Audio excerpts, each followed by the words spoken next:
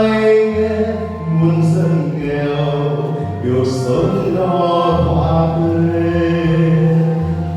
Mừng vui lên anh em vì Chúa đến cứu đời. Chúa đến cứu đời ngày hồng ân thắm tươi. Mừng vui lên anh em vì Chúa đến cứu đời. Chúa đến cứu đời ngày hồng thơm sáng ngời. Vui lên anh em, người cứu oan con người. Mừng vui lên anh em, người tâm riêng tội lỗi. Người đến bên linh oan, người phá vỡ mưu toan.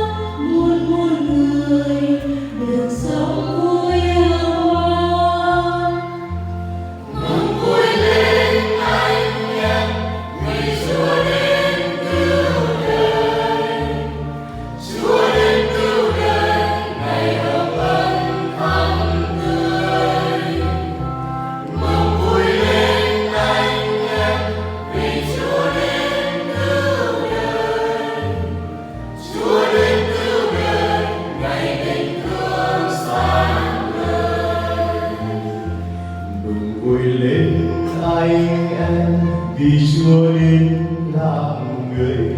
Mừng vui lên anh em, này là ngày cứu rỗi.